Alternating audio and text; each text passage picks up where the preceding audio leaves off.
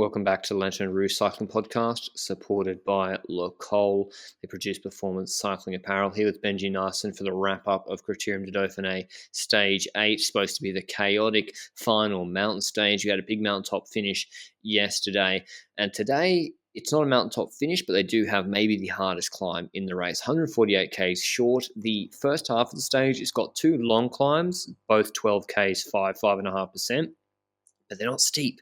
It's not like those Basque Country, sometimes early climbs, like in the Basque Country last stage, which are like 3K, 9%, back-to-back, can actually break the race up apart. Whereas these sort of climbs, riders like Van Baal, etc., no problem for them. Descent and then long valley from 84 to 120 Ks in, so 40 Ks valley. Then the Col du Jouplan, 11.7 Ks, 8.5%. I think Pantani holds the record. It's a nasty climb. There's often gaps on it. Wish they used it in the Tour more. Then descent to Morzine, then an uphill nasty drag to the finish in Liget. I think it says 2.4 Ks, 4.6%, but it's more like 5 Ks at 3%. But yeah, Benji, big breakaway. Struggling to get my words out, and some what looked like satellite riders in it. Yes, certainly. We had quite a few teams that sent someone forward for their leader. For example, Madua for Godu, perhaps. We had Vingegaard for Kruijswijk, perhaps, or Gus, we don't know yet. Anarcos and Arviti are perhaps the most important ones for Movistar to try and set something up for Lopez and or Mas. Then Conrad up there for Gelderman. And that just keeps on going. We've got so many riders that could come into play near the end of the stage for their leaders. Also some other breakaway riders, including Valgren, Guillaume Martin, so forth. But all in all, this breakaway at the start, well, it also had Padun, very important name that I forgot to mention earlier. But this breakaway didn't really, explode early on the first climb or something. It kind of stayed a pretty large group, and it was towards the bottom of the Jouplan only that this break started falling apart, and the likes of Arviti and Arcas were already getting dropped just before that foot happened, which means that we were thinking perhaps those Movistar riders could come into play and Movistar could do something, because unexpectedly, they had not done anything for the entire stage so far. Colombier, RAV, on both those climbs in the peloton, nothing happened. INEOS trying to control a decent tempo to make sure, I guess that Porte is staying safe at the front of the peloton, watching if anybody's going to make a move, but we didn't see any moves on the early two climbs. A bit disappointing, I guess, but somewhat expected with the valley before the Jouplan, as we mentioned yesterday. But it's a bit pointless, though. Like what? Yeah. So we mentioned them as satellite riders. What's this Col du Jouplan, 8.5% average, and the steepest sections at the bottom too? What's the point in having two satellite riders up the road, not in the main group, if you're not going to use them in the valley? It's basically maybe they just wanted them as insurance in case it broke apart on the Arabi and Colombier. Like, it's satellite riders are only useful when they can actually pull for you. And these guys, we were like, Arcas is a satellite rider from Movistar yesterday. He pulled for them for like 15 seconds on the climb yesterday, and then he's like, this is too steep and too much. So like, he seems almost, a bit strange from Movistar. ISN as well were pacing. For Hermans, maybe, I don't know. Movistar also paced a little bit. Conrad was not even just a satellite rider. He's at 250 on GC, so that put a lot of pressure on INEOS. But yeah, they pretty much brought it into the final climb. And what was Benji, if you're INEOS, what's your plan on that final climb? Like, you're just pure defense. You don't have to, there's no onus on you to do anything, right? Exactly, just play defensively. You've got three of the stronger climbers in the race with Gegenhardt, Thomas, and you've got Porte. So even if it comes down to those three, Gegenhardt is going to be able to close a lot and actually stay up there quite a lot to try and just set a tempo and see if that's enough to try and counter anything that comes from the Movistar camp or whatever other camp. But I do want to mention that the satellite riders could still come into play even if it wasn't for the valley before Jouplan. Because, for example, let's say that a rider is still a minute ahead of the elite group at the top of Jouplan, then you can try and do something in the descent or on top of the Jouplan, and it could come in handy for the final few kilometers of the stage, which is that 5-second, kind of uphill falls flat to the line, So that's where I was expecting perhaps these ones that weren't used, satellite riders that weren't used yet so far, to perhaps come into play if they're still ahead of the peloton. But it exploded in the breakaway the moment that they hit the Jouplan, because Marc Padun just rode away from everybody. That's it. And there's not much else to say about that. Guillaume Martin held on for the longest, I think, together with Vingegaard. And And Conrad, then yeah. they were dropped. Yeah, Conrad, yes, correct. Guillaume Martin actually dropped back a lot. It was indeed Vingegaard and Conrad that were the last two men to see Padun off on his adventure. So Padun instantly making a serious gap up to like 5 seconds, and that was 3 minutes ahead of the peloton. Did you think they were going to catch him at that point? No, didn't. I thought not for a second they were catching Padun, because first of all, INEOS don't really care, do not care about Padun at all. No one took it up. And when I saw Kwiatkowski pacing, he's just pacing to keep it together. And then Padun, after yesterday's performance, if he repeats that, he's winning the stage, given that they started with a 2:30 buffer. Now, what I didn't expect was for him to put a minute onto the peloton and GC group on this climb, which is insane. And he put, I think, a minute 50 into Conrad and Vingegaard. I mean, I will do the stage win first. Padun wins this stage. He rides away from everybody and no one even gets close to him. I mean, we thought he might have been there as a satellite rider, a genuine satellite rider for Haig, but he's been the strongest climber in this race. And I mean, yes. Let's say that you come into a situation where someone like Padun is up the road and is having the stage win, but you have an attack with Haig, for example, behind, and he can actually win GC if you pull him back. What do you say to Haig? To Padun? I don't know. It's a tough question because that literally did happen. To be honest, I think Bahrain they denied themselves a chance to win GC here. But they got back-to-backs. They got 3 stage wins in the week. Think about this, Benji. Bahrain Victorious could have won 6 of the 8 stages here, including the Valverde stage and the TT. Yeah. If they'd brought a rouleur to help close gaps in the first 5 stages, they could have won 4, and then Padun won back-to-back mountain stages. I mean, I think the elephant in the room is people asking me already, is this credible performance, etc. I mean, we can't answer that. We don't know. I mean, Padun would have been tested straight after winning the stage yesterday. If you win a stage, a World Tour, you'll be tested straight away, and he's cleared to start today. So all good from that regard. And we'll wait to see. He's got to go to the Tour, in my view. I mean, there's no way you don't take Padun to the Tour de France. You have to. He could even be. I'm not sure what his TT is like, but not good. Bad, if I remember. I think. But if you climb like this, and he didn't break Pantani's record, but yeah, he put a minute into the peloton. Yes, we don't have the Slovenians here, but still, he's climbing at an insane level. So, be interesting to see what happens at the Tour. You got any thoughts on Padun before we swing back to the GC action, Benji? No, I think I agree with everything you say. Or answer your own question as well. Scared. For the Dauphiné, I would say that Padun should go for the stage. And if it's in the Tour, then Padun needs to get rid of the stage and Haig gets GC. That's more important. Yeah, I think so. I mean, if Haig was on like 10 seconds or something, but the thing is, if you could have had the same logic yesterday and then maybe Haig doesn't win GC and then they don't have the back-to-back stage wins. So, yeah, I think it's almost to tell a guy who's 3 minutes out of the peloton riding away to a sure victory to sit up is you'd rarely see that. But before we circle back to the GC action, I want to mention our show partner, Le Col. They have the Le Col collaboration with the Haute Route Pro Aero jersey. Speaking of mountains, which you've just been doing, they've just released that in the last week. If you want to check that out, that's been popular in previous years. It's also the Pro Air jerseys, which Benji and I both have and like very much. They're great for summer, great for climbs. Pair them with the base layer bundle. They do bundles, Le Col, which, I mean, the base layer right now is practically free combined with the Pro Air jersey. So go and check that out from our show partner, Le Col, lecol.cc. But back to the GC group, Benji, pretty much got in action. Movistar weren't pacing at all. Verona eventually started pacing. INEOS sort of just slow-paced with Kwiatkowski, Van Baal, and then etc.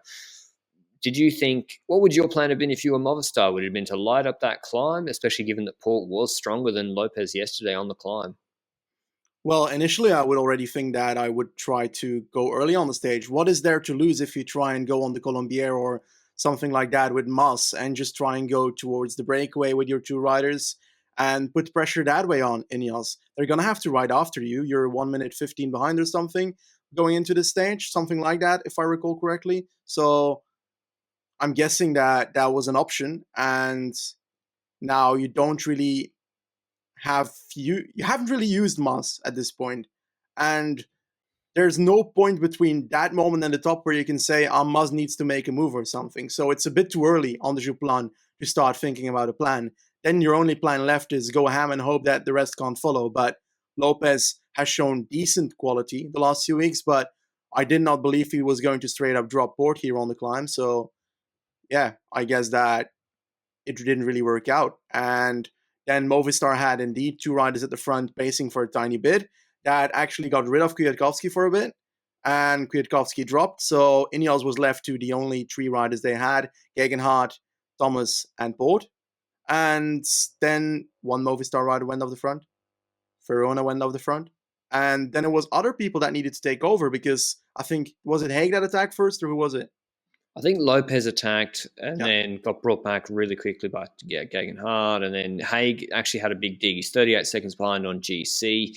Kruijswijk, we should have mentioned, Kruijswijk and Quintana had tried to attack. As a brief note, Kruijswijk was sitting 34, 40 seconds out of the peloton on this climb. And Vingegaard, and by the way, there was no chance Vingegaard and Conrad were winning the stage once Padun went. Like, they were losing time hand over fist. And basically you had Vingegaard pulling in front and then Kruijswijk trying to bridge whilst Vingegaard pulling. So that made no sense, but Kruijswijk probably didn't have the legs. Anyway, and Kruijswijk was attacking whilst Koes was dropping. So not a good day for Jumbo-Visma. It all went wrong for them and they didn't really help themselves tactically either. But yeah, Haig attacks. And this is where Padun maybe could have helped, but I don't think Padun could have helped Haig on the descent. I think Haig's a better descender than Padun from what we saw afterwards. I think Thomas was huge for Richie Porte because before at the end of Jouplan, it's not as steep, and Thomas was absolutely ripping it chasing Haig. He did not want to go into the descent with a 15-second deficit to Jack Haig. So he catches back up to Haig immediately on the descent. Izagirre goes on the front attacking with Lutsenko. Haig gets onto their wheel. Haig a good descender as well. Izagirre obviously in Benji and I's top descenders in the world maybe. And we've got Porte distanced. And Thomas is closing gaps for him. Eventually they get to a hairpin. Thomas crashes after he's caught back up to the Izagirre group in this hairpin. In fact, no, Benji, that's not what happened. Thomas was in the group with Lutsenko, Izagirre, and Haig. But anyway, he crashes at the back of that group. And we were thinking that's a tricky situation for him because does he go back to help Porte or not? Anyway, the group that sort of opens the gap up more. Thomas gets back up, doesn't look injured. And then Porte's gapped on the descent, having to chase on the long straightaways. He's making back up the time, losing time in the technical sections. Were you surprised to see Gaudu and O'Connor closing gaps to Porte on that descent to the two Astana riders and Haig? Yeah, I think that it is indeed something I didn't expect, but I also think that afterwards, we'll go into it in a bit, some other riders are going to do exactly the same. So I think that every single camp made mistakes today tactically. I think that Ineos might not have been in the situation where Thomas is now behind Porte and so forth. If they perhaps, I don't know, would you keep Thomas in the group of Porte instead of having him in the wheel of the others attacking? Or you think it benefits that he's ahead as well? I don't know. I think you'd have to drop him back, and because he's going to be really, really useful and fast on that final section. I think you'd have to drop him back because there's no bonus seconds on the line because he's still got to leapfrog Lutsenko, so he can't just sit in. So if he's going to be in that group, he has to then have a plan to attack. And I think maybe he sandbags and that sort of demotivates Izagirre, but I don't think so. I think it's like the Kelderman Hindley situation last year. Yep. It's tough to call, but in the end, Porte was good on that descent. I think Porte.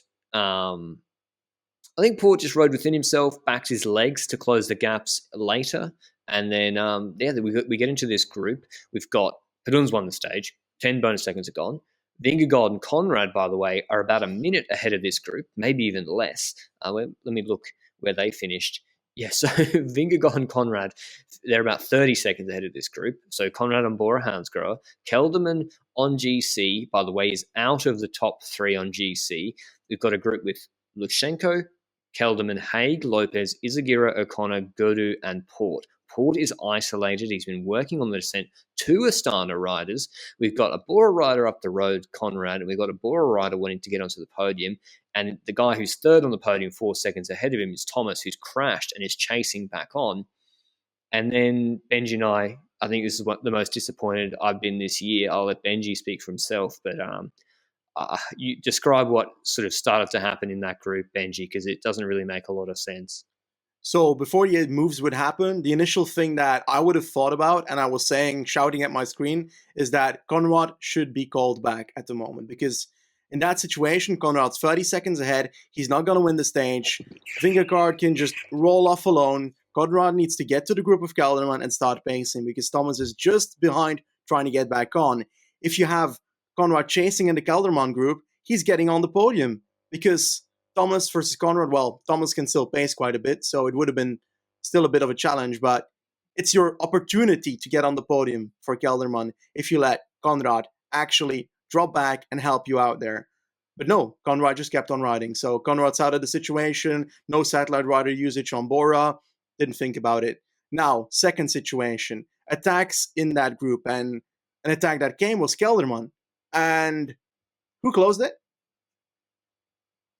Lutsenko. I think Lutsenko closed it for Richie Porte, which was pretty. It just doesn't make sense. So, like the guys wearing the yellow jersey. If you want to win the race, I know this seems like really straightforward logic, but to win the race, you have to beat the guy with the yellow jersey. He's isolated. You haven't really gapped him on the descent, but he's had to work him over. And so, yeah, Lutsenko closes the gap to Kelderman, which. Like, make Porte close it and call it. You got to make him close it and tire him out because Lutsenko closes it. Eventually, Izagirre counters, and finally Porte had to do some work. But Izagirre was looking back. He didn't seem like he invested fully, and like Haig's the guy that's really tried over the top of Col de Joux Plan and on the descent. And then Haig counters off after Porte brings back Izagirre. Who marks him? Wilco Kelderman marks Haig. And then I'm sure, so Kelderman starts to man-mark Haig because he's trying to protect his third on GC because he thinks Thomas is not going to come back.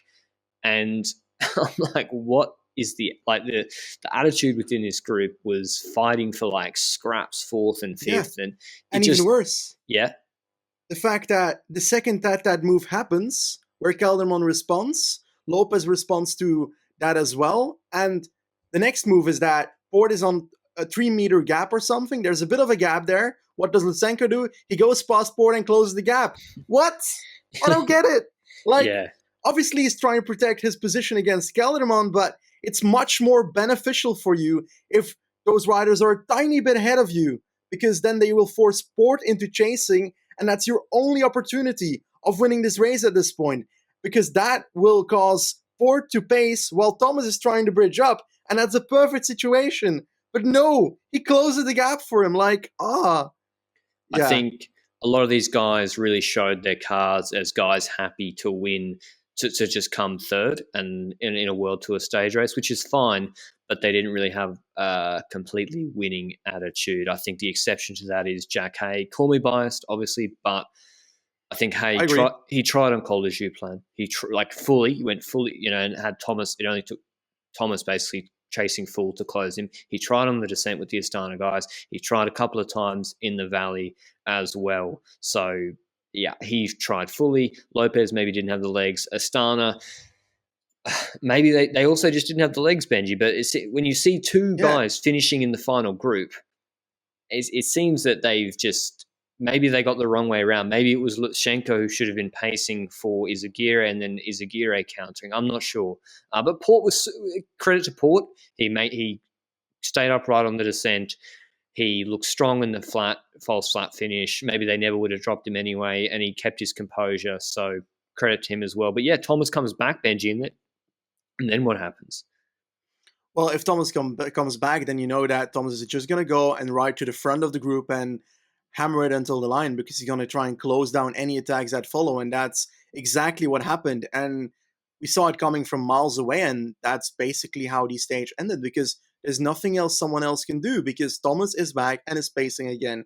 What are they going to do?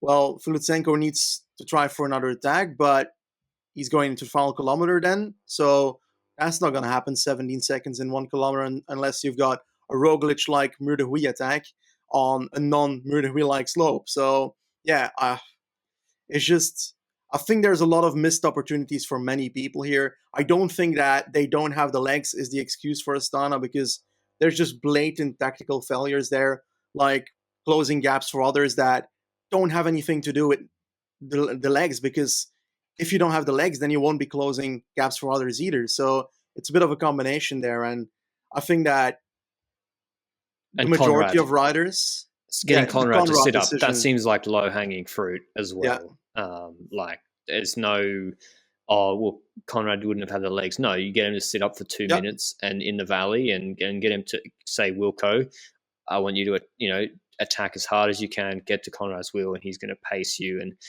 he'll be able to sit in that wheel. He would, because he was able to sit in yeah. Thomas' wheel, and Thomas was absolutely motoring, and no one could attack off that pace. And the GC group rides to the line, with the exception of Ben O'Connor, who attacked. He was the last guy who did get away, and Yep. because he's so far back on GC, a minute back, Port and co didn't really care. So the final stage results, very, very strange. Mark Padun winning back-to-back mountain stages, a minute 36 ahead of Wingegaard and Conrad, who were on the same time. Then O'Connor fourth, 157, 13 seconds ahead of Guru, Thomas, Lutsenko, Port, Haig, Martin Lopez, Kelderman, Izagirre, all on the same time. So a large group there. Enric Mas losing quite a bit of time. GC doesn't even change at all. It's so weird. Port, 17 seconds ahead of Lutsenko, wins Critérium du Dauphine, 29 seconds ahead of Thomas. I mean, absolutely outstanding from Thomas to crash, come back, protect Port's GC and get a podium. Outstanding from Thomas. Keldman fourth on 33, Haig fifth, 34, then Lopez, Izagirre 6 and 7 on 38, O'Connor on 8th on 47, then Guru on 112. I mean, seeing how tight those GC gaps are there, Benji, it is a bit disappointing, I think, that people didn't try fully. But anyway, the positive is Richie Porte, Benji's won Tour de Suisse, Romandy, Catalunya, what else? Paris-Nice twice, Tour Down Under, the most important. But now the second most important, probably stage race win of his career, Critérium du Dauphiné. Does this change your thinking for how INEOS will play out the Tour de France?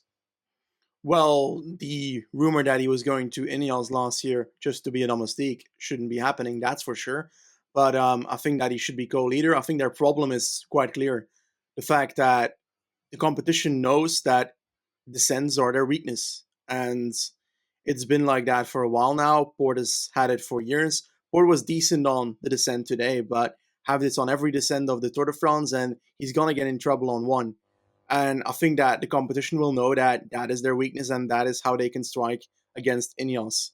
And I don't necessarily know how you can protect yourself against descent attacks once that is your weakness. It's like something where you can't counter that by attacking early or anything like that. I don't know. I think maybe it made a bit of a difference that Izagirre and Lutsenko were tied, but certainly, yeah, it's a flaw. And Thomas as well, like he crashed and he got lucky. INEOS got a bit lucky today. What if Yep. Thomas, if his derailleur, he laid it down on the right side, his derailleur could have been cooked.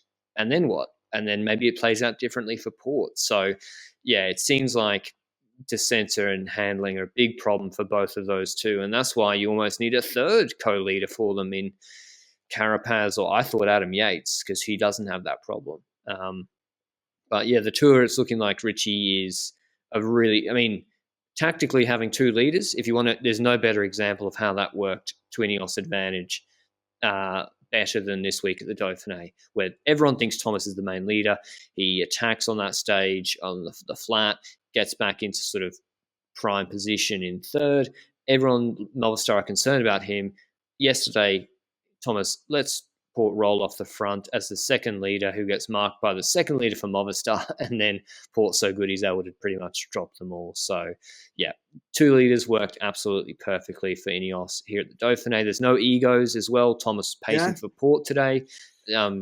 Automatically, maybe Porte paying back in the Tour. But yeah, do you think, Benji, at the Tour they need a third guy, more of a handling, aggressive guy like Carapaz or Yates? I think they do. I think they do, and that is also because the fact that in the Giro they had two leaders as well. They had Thomas there and Bernal there, and not the Giro, sorry, the other one, Tirreno on Prato di Tivo, and Pogacar just played with them like they were toys. He just destroyed them on Prato di Tivo, just tactically alone, and they're gonna need to find three levels, three good levels on those three leaders to be able to compete against the Roglic and Pogacar, because I think that Jumbo is also going to be there with multiple leaders. But let's talk about one thing related to Jumbo here. Gus, what the hell happened today? I mean, but he does this in Grand Tours all the time. We just don't notice Yeah, it as much. Sometimes he just isn't there in the final or gets dropped on the climb. But because he's a domestique, people are, oh, he's just having an off day. Whereas, yeah, you can't afford that in a stage race. So I think the Kuss GC experiment is not going well this year. He lost a lot of time today. Where did he come? Kuss came 60th on this stage with, he gave up basically with Timo Rusen and Sturven 14 minutes back. So bad TT, went too early and blew up yesterday, cracked today. I mean, maybe he's tired from altitude, possible for sure, but he's certainly not contesting the Tour de France anytime soon. So, yeah, but do I think that'll affect how he pulls for Roglic? No, I don't see this as a problem, really. I mean, I'm sure he'll be fine and he'll do what he does. Yeah, but what do you think about Kuss? Yeah, I think the same. I think that the GC experiment is just not going as well as they hoped it would. Then again, he's okay with being a domestique. He's said that quite a few times already, and there are riders that are just destined to be a domestique for a while until they, at some point, possibly can create a GC around them. But it doesn't seem to be too soon in the cards for Kuss, and definitely with the Tour de France parcours. Let's be real, his time trials are nowhere near good enough to compete for GC there. So he's luxury domestique at the Tour, and we know that. Now, obviously, Jumbo will still be with multiple leaders at the Tour most likely. So I'm curious to see what's going to happen there, how they're going to do that. But I don't think Kuss is going to be one of them. I think AG2R need to go all in on Ben O'Connor for GC at the Giro next year. Re-signed. They've committed to him 3 years. I think the smart from them, they might have got him at a discount. I think this guy can podium a Grand Tour. I really like. I mean, I didn't like the closing the gap for Porte, but he doesn't care about the Porte and GC, I guess, dynamics. He's just thinking, how do I get on the podium? And he's seen Thomas drop, and he wants to get back to Lutsenko and Izagirre, I guess. But yeah, 5th yesterday, 4th today, and he attacked. So he was best of the GC group today, attacking, but they did let him go. 2nd on the Tour de Romandie stage. Oh, he would have been 3rd. Thomas crashed. 6th on GC there, 8th on GC. The TT is okay. Seems like it's just okay. And he seems like his climbing's outstanding. So, yeah, I think Giro suits him more because his TT's not outstanding. But yeah, or do you think Tour de France, Benji? That's a good question. I'm not sure about it. I can't tell you that. I think that Giro indeed fits him better because of the longer climbs that are also present, and we've seen him last year in the Giro do better on those. Then again, in this Tour de France, then it's also pretty long climbing when it comes to the parkour, when it comes to the limited amount of climbs. It's not like you've got Primory-like finishes too much in this year's Tour de France. So it really depends on the parkour of the race. I'm curious to see what happens because it was one of the riders that I think a few years ago, I don't remember when, but he topped in the Giro in 2016, something like that. Very vaguely, I remember that. I could be wrong in that, but that's at least what I remember. Nonetheless, I think that he's changed team and he's shown a lot since then. And he's shown a different side to him, and he seems to be back on the GC thing after quite simply not having a great GC years at Dimension Data back in the days, So I think all in all, he's moving forward, and I'm happy to see that.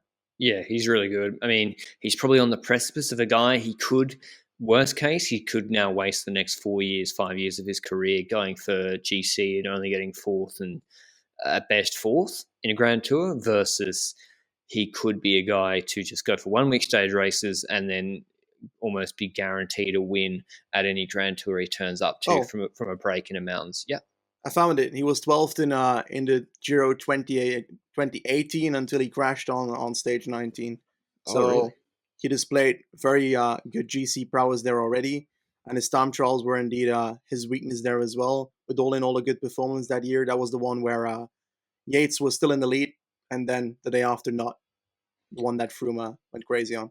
And he was strong in the third week of the Giro last year, back-to-back breaks. He came second behind Tratnik and then won the next day up the final climb. So, yeah, Bone O'Connor, a man to watch, could podium at a Grand Tour, and, it won't be out of nowhere, I don't think. But, yeah, this Dauphiné, I found it actually pretty entertaining for the most part. There's a lot of tension in it. I mean, some weird results. Lutsenko coming second in the Dauphiné GC. I didn't expect that. We did expect INEOS to have 2 guys in the top 3. And, yeah, Bahrain with Colbrelli and Marc Padun being so dominant, certainly wasn't expecting that either. But, yeah, any last thoughts on the Dauphiné, Benji, before we wrap up and watch the Tour de Suisse TT? I enjoyed the race, genuinely. I think that I'm more looking forward to the Tour de Suisse personally because I like the parkour more. And I feel like during the Dauphiné, I still had a bit of post-Giro, relaxedness going back into cycling. Because we had a hangover. We had a hangover. That's exactly what I was looking for, that word. And with the Tour de Suisse, it's a parkour that I do like and I'm looking forward to diving into. So let's give that a try. All right. Till next time, we'll see you with the recap of Tour de Suisse tomorrow on YouTube and the podcast players. It'll be a separate bonus episode. We've got to go watch Dumo's return in a second, so look out for that as a separate episode. Ciao.